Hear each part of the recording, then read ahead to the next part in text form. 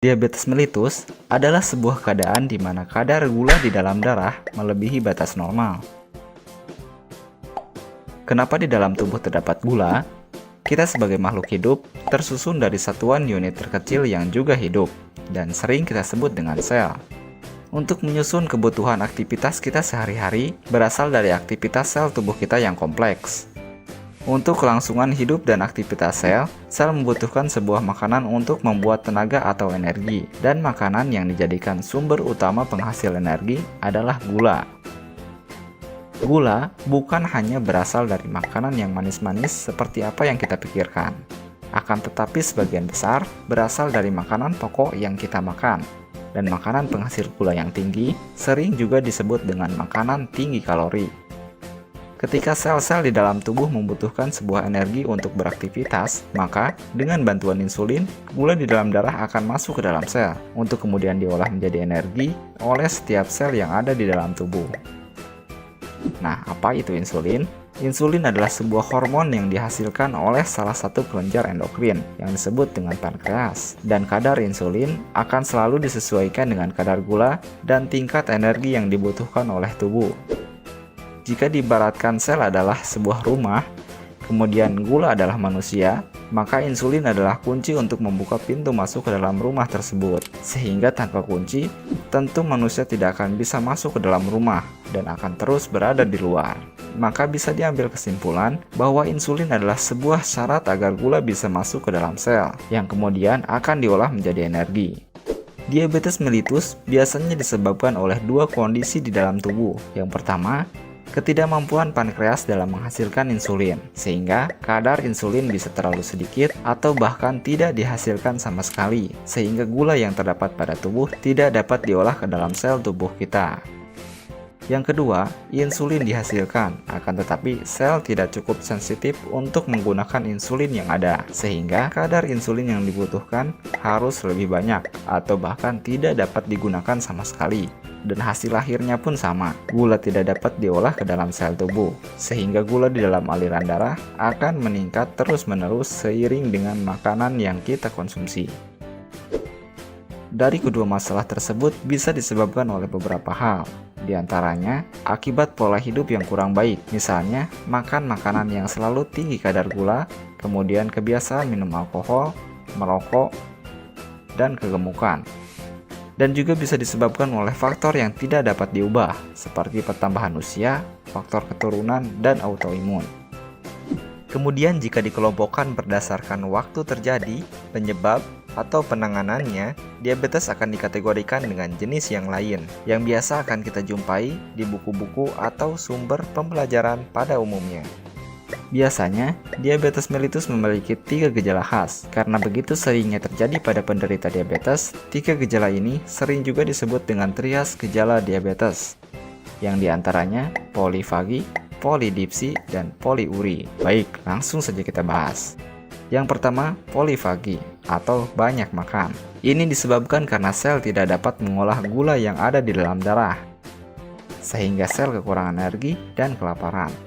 Maka sistem otak akan menanggapi kondisi tersebut dengan sensasi lapar yang terus-menerus, sampai sel mendapatkan cukup energi. Akibatnya, gula di dalam darah akan terus meningkat tanpa bisa diolah. Inilah sebabnya kenapa orang penderita diabetes banyak makan tapi berat badan tidak bertambah, bahkan cenderung menurun.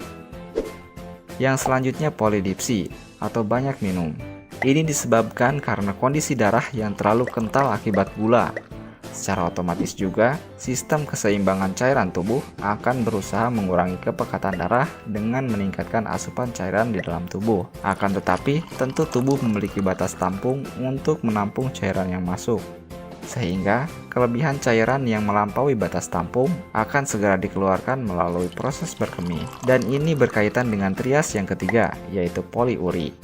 Intinya, semakin banyak yang diminum, maka akan semakin banyak juga yang dibuang. Adapun gejala tambahan lain juga sering muncul, seperti kebas, pegal, gatal, kulit kering, lemas, tidak bertenaga, mata kering, dan penglihatan kabur. Untuk mengetahui apakah seseorang mengalami diabetes, perlu dilakukan pemeriksaan langsung melalui pengambilan sampel darah. yang dimana terbagi menjadi 3 kategori pemeriksaan, diantaranya gula darah sewaktu. Pemeriksaan ini dilakukan kapanpun tanpa memperhatikan kapan terakhir kita makan. Selanjutnya gula darah puasa, yang dimana kita diharuskan sekurang-kurangnya tidak memakan apapun kecuali air putih selama tidak kurang dari 8 jam. Dan yang terakhir gula darah postprandial, atau pemeriksaan kadar gula darah yang dilakukan 2 jam setelah makan.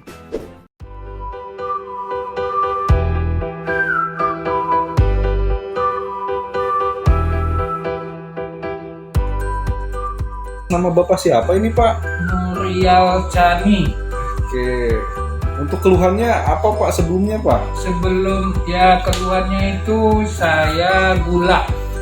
Oke, diabetes ya, Bapak ya? Iya betul. Oke.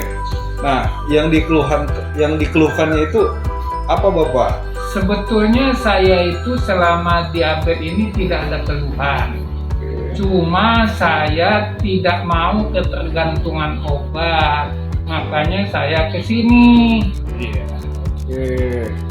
Nah, sudah berapa lama Bapak berobat ke sini, Pak? Ini sudah 8 kali pertemuan. Oke, berarti ikut paket ya, Bapak ya? Ya betul. Oke. Nah, sudah berapa lama Bapak minum Pangro, Pak? Itu sudah ya selama 8 pertemuan kali ini, kurang lebih 2 bulan deh. 2 bulan. Iya. Oke, nah sesudah minum Pangro dan terapi, Bapak apa yang dirasa, Bapak? Ya biasa aja, cuman ada kemajuannya. Ada kemajuannya. Ada kemajuannya, badan saya sudah enak. Badan sudah enak. Ya, badan saya ada kenaikan sedikit. Oke, berat badan udah naik. Oke. Iya. Iya. Gitu. Berarti untuk perubahannya badan terasa enak, berat badan bertambah ya, Bapak ya. Iya. Biasanya kalau misalkan berat badan bertambah itu efek HbA1c-nya itu membaik kayak gitu, Bapak. Ya alhamdulillah. Iya. Ya, selama saya 7 kali pertemuan di sini, setelah itu saya tidak menggunakan obat penurun gula lagi. Ya, saya sudah lepas. Ya. Yang coklat itu ya, Pak? Yang coklat itu sudah selepas. Ya. Berarti sekarang sudah menggunakan kapsul yang merah ya? Saya sudah menggunakan kapsul yang merah coklat. Alhamdulillah. Ya, itu aja, Pak. Itu yang penting bagi saya, kan meninggalkan ketergantungan obat. Nah, itu ketergantungan obat itu sudah alhamdulillah sudah saya dapat sesuai dengan kadar gula saya setelah dicek di sini. Ya, gitu. Normal sekarang ya, Bapak ya? Ya, alhamdulillah normal. Normal. Cuman kita kan harus mempertahankan senormal-normalnya apapun. Iya, Bapak. Ya, menjaga pola makan yang baik yang sesuai dengan ukuran kita masing-masing. Iya. Itu aja sih, Pak. Terima kasih, Bapak.